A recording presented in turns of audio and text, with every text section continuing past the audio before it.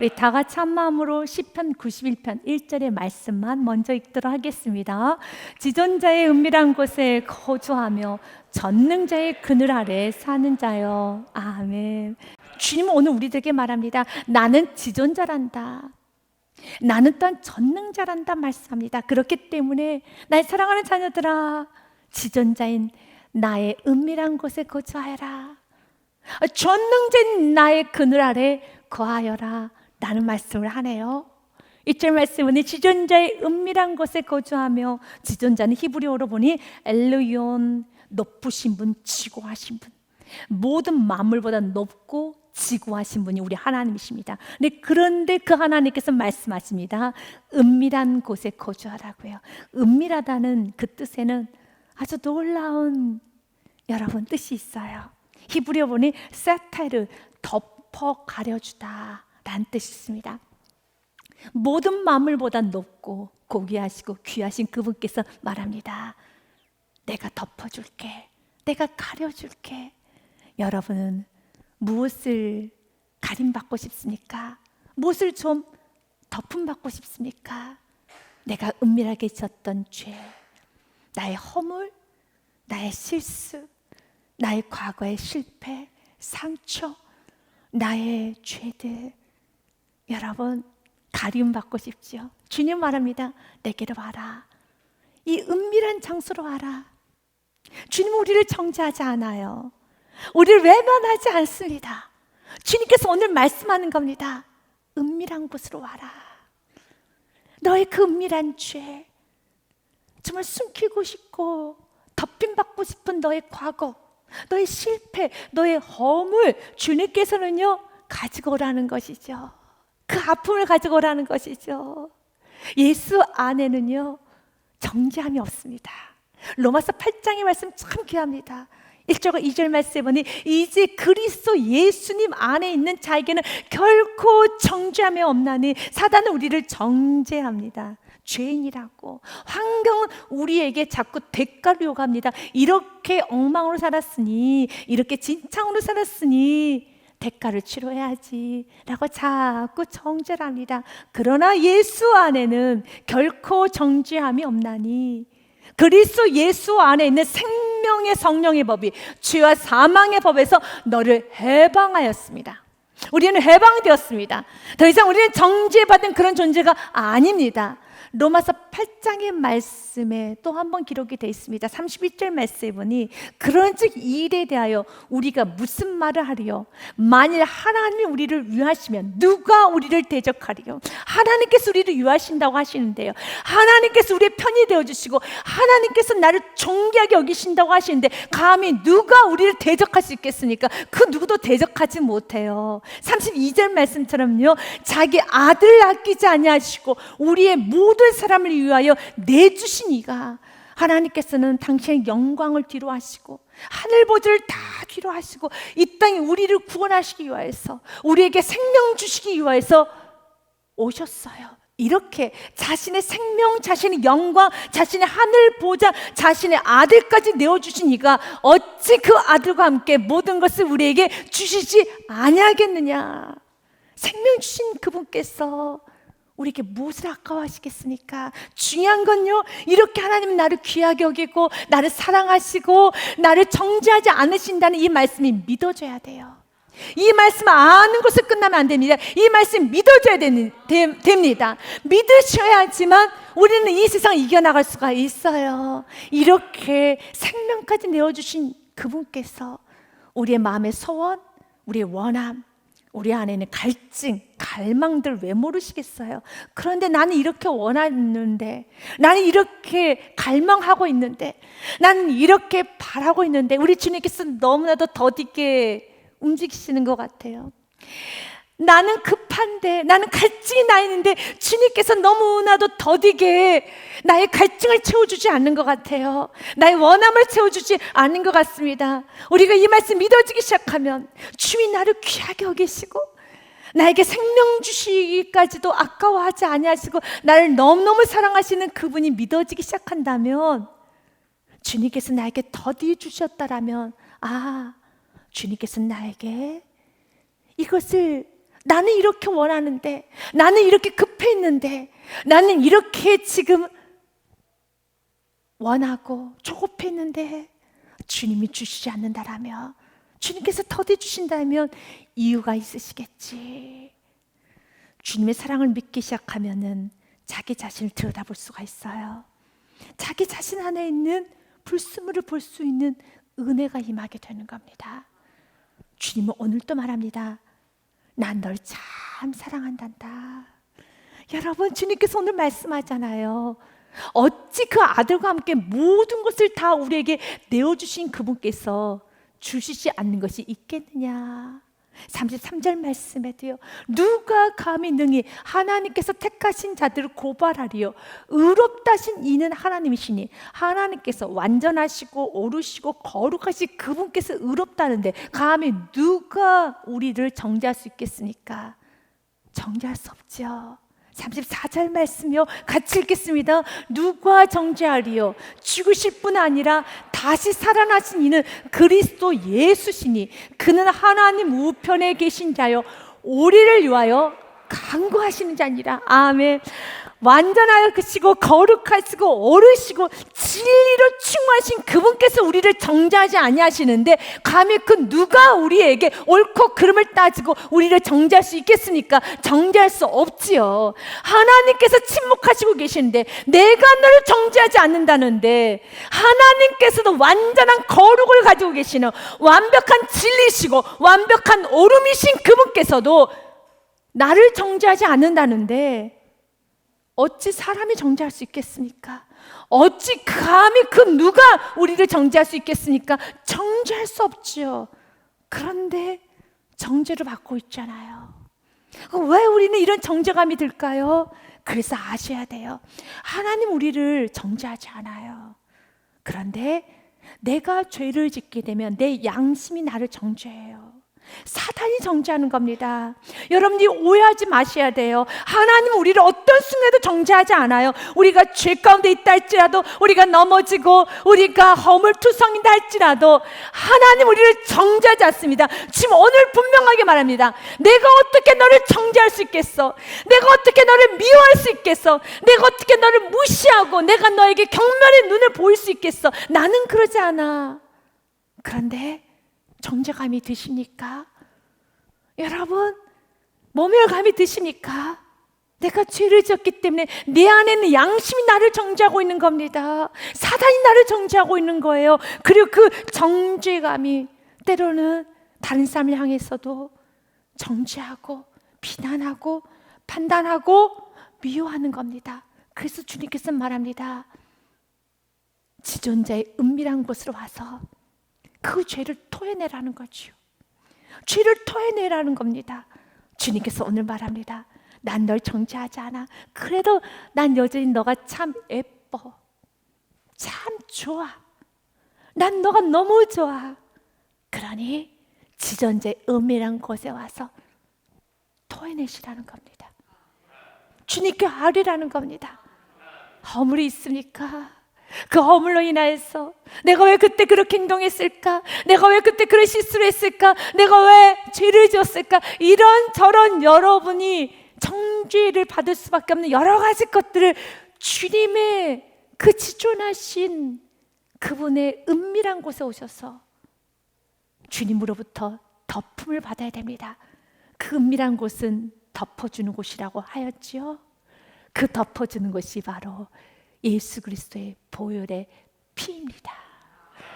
주님께서는요, 여러분 덮어주세요. 보혈의 피로 다 덮어주십니다. 이사야서 53장 말씀에요. 그가 찔림은 우리의 허물로 인하며 그가 상함은 우리의 죄악 때문이라.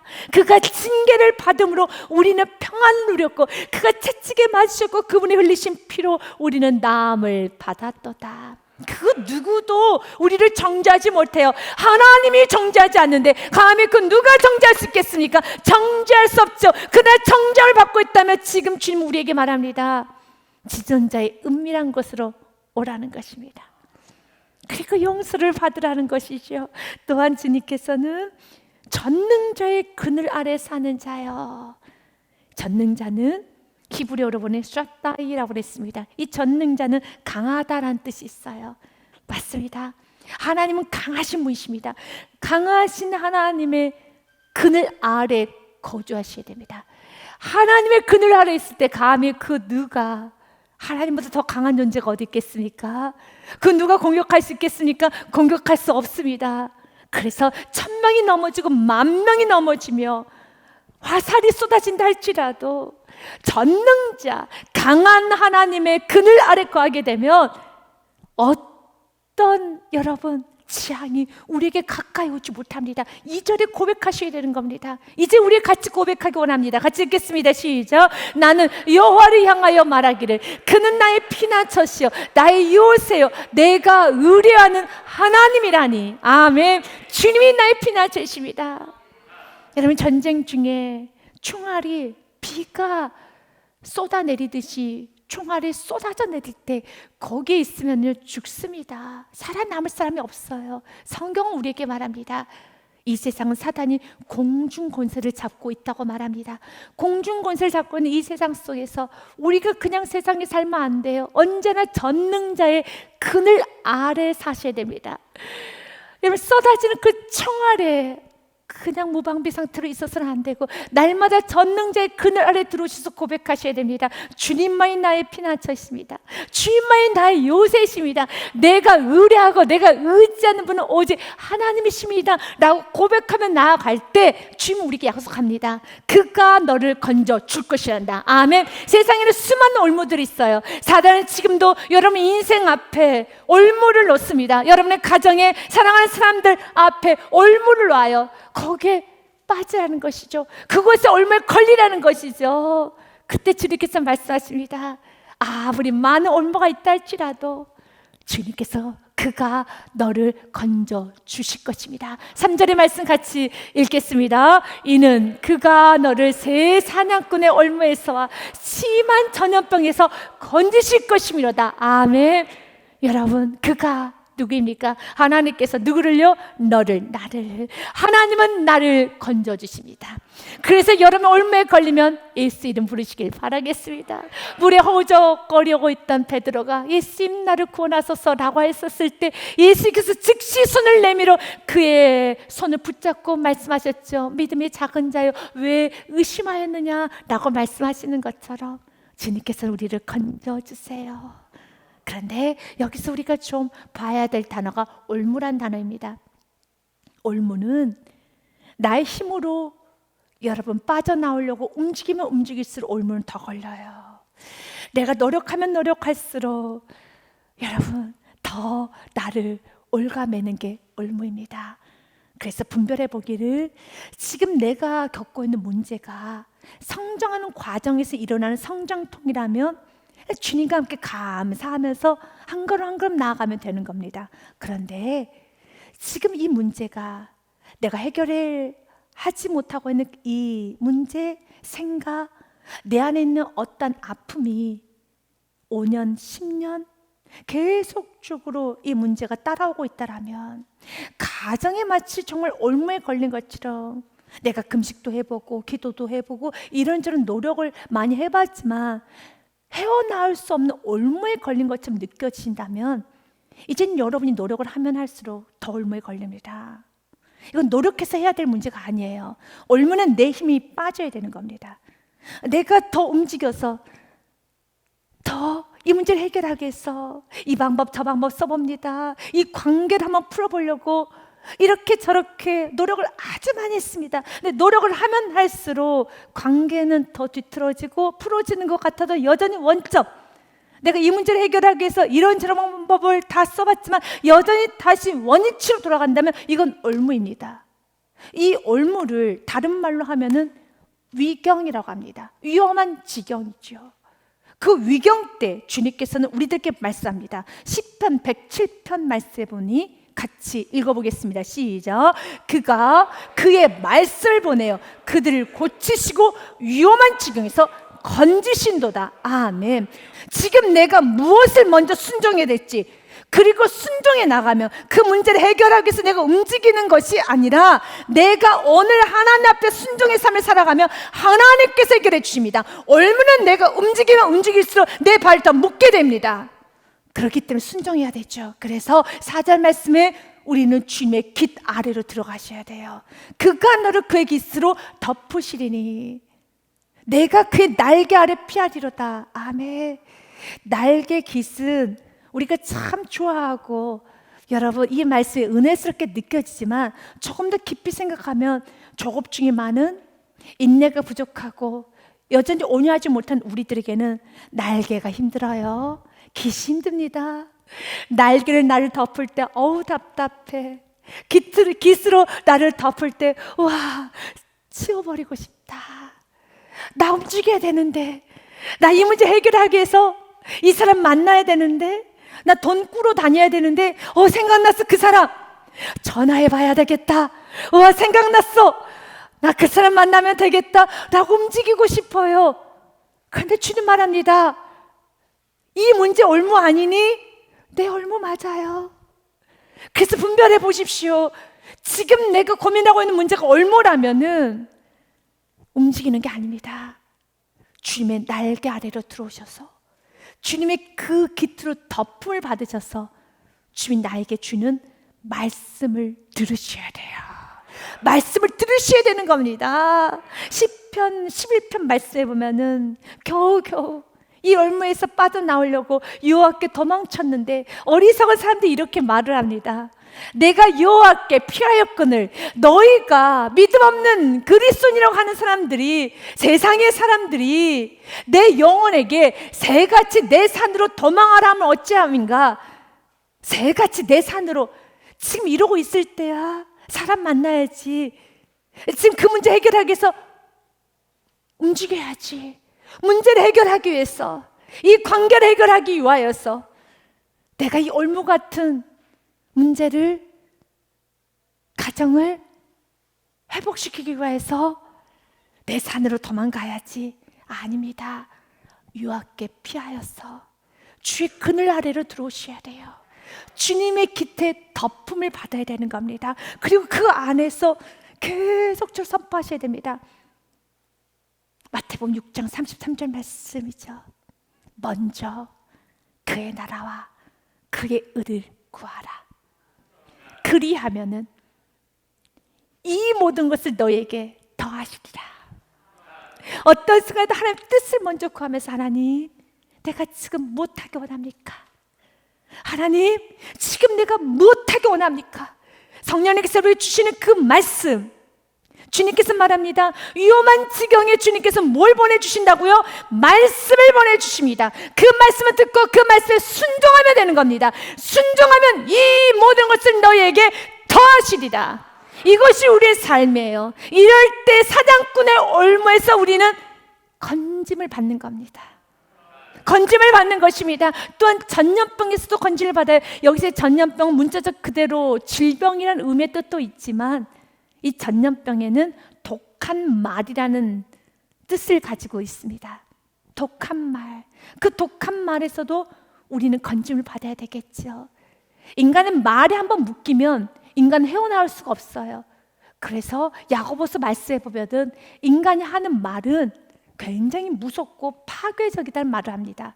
혀는 곧 불이요 불의의 세계라. 혀는 우리 지체 중에서 온몸을 더럽히고 삶의 수레바퀴를 불사르나니 그 사르는 것이 지옥불에서 나오느니라. 지옥은 죽이는 것이죠. 말은 영혼을 파괴합니다. 그렇게 말에는 독한 위력이 있어요. 그래서 말에, 부정적인 말에 한번 인생이 묶이면, 올무에 걸리면은 헤어나오지 못해요. 그럴 때 어떻게 해야 됩니까? 그 말에 대한 상처, 말에 올무에 걸렸습니다. 부정적인 말, 그래서 부정적인 말로 인하여서 나의 생각과 내 인생조차도 부정적이고 항상 불평하고 불만하고 인생이 이렇게 초라해져 가고 있습니까? 이 올무에서 나오는 거, 오늘 말씀을 들으십시오. 주님께서 오늘 말씀합니다. 이 은밀한 곳에 와서 너의 상처를 다 토해내고 주님의 그 깃 아래 거하시길 바라겠습니다. 왜냐하면 주님의 임재 아래 있을 때, 주님의 그 은밀한 곳, 전능하신 그늘 아래 거하기 시작하면 우리 안에는 영혼의 분자 구성이 바뀌어져요. 이 말인 즉슨 여러분, 우리가 주님 안에 거할 때 때로는 주님께 무슨 기도를 해야 될지도 모를 때가 있어요. 괜찮습니다. 우리 머리털까지 다 세심 받으신 주님께서 우리의 마음의 원함, 슬픔, 힘듦, 아픔 왜 모르시겠습니까? 중요한 것은 4절의 말씀처럼 3절의 말씀 주님께서 건짐을 받기 위해서는 우리는 피해야 되죠. 어디로 피해야 되겠습니까? 주님의 그늘 아래로 가야 되는 겁니다. 그가 너를 그의 깃으로 덮으시리니 내가 그의 날개 아래로 피하리로다. 그런데 문제는 주님께 피하지 않아요.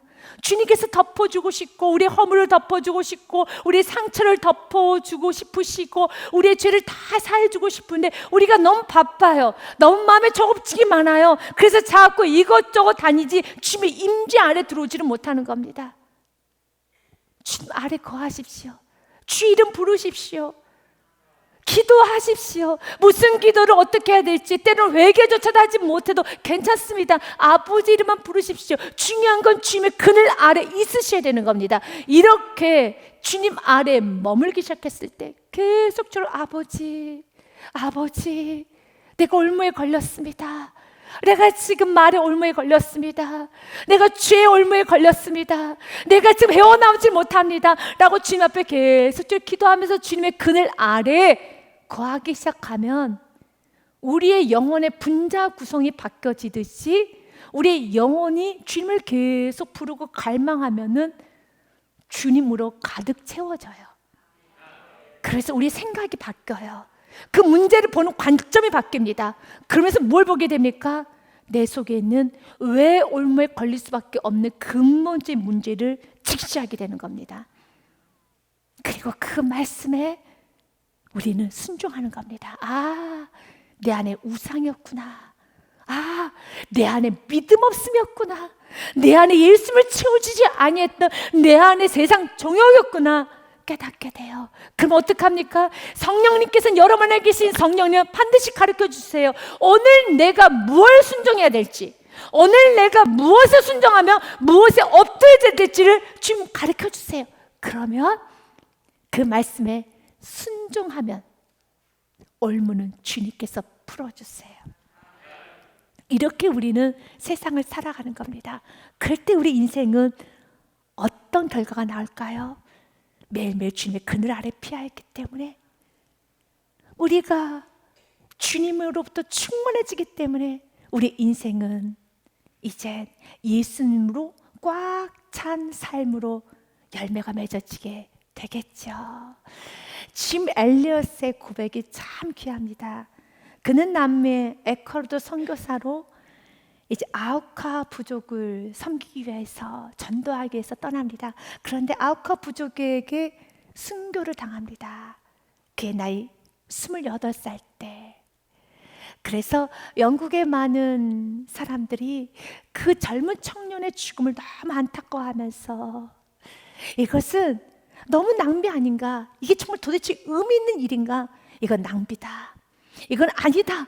라고 떠들어대기 시작합니다. 그랬더니 그의 아내였던 엘리자베스가 이렇게 말합니다. 아닙니다. 나의 남편의 삶은 참 행복한 삶을 살았습니다. 그의 일기장에 그가 이렇게 쓰여 놓았습니다 하면서 자신의 남편의 일기장을 그대로 공개를 합니다. 너무 귀합니다. 하나님, 마른 막대기와 같은 제 삶에 불을 붙이사 주님을 위해 온전히 소멸하게 하소서. 저는 오래 사는 것을 원치 않습니다. 다만 주 예수님처럼 꽉 찬 삶을 원합니다. 아멘. 주 예수님처럼 꽉 찬 삶을 원합니다. 이렇게 꽉 찬 삶을 살기 원합니까? 우리 힘을 살 수 없어요. 날마다 전능자의 그늘 아래에 들어오셔서 우리의 영혼의 분자 구성이 바뀌어야 되는 것처럼 날마다 예수님으로 충만해야 되는 겁니다. 날마다 예수님으로 충만하셔야 되는 겁니다. 예수님으로 꽉 찬 삶을 살기 원한다면 주님의 그늘 아래로 들어오셔야 됩니다. 주님의 깃 아래 덮음을 받아야 되는 것이고 날마다 주님의 임재 안으로 들어오십시오. 그래서 예수님으로 꽉 채워줘야 되는 것입니다. 주님 오늘 우리들에게 말합니다. 너희들은 1절 말씀처럼 살아가는 자들이야. 그리고 7절의 결론을 내가 너에게 매일매일 너의 삶 가운데 줄 것이란다. 주님 우리에게 말합니다. 우리는 어떤 존재입니까? 우리는 1절처럼 살아가야 되는 존재, 행복한 사람들입니다. 같이 읽겠습니다. 시작.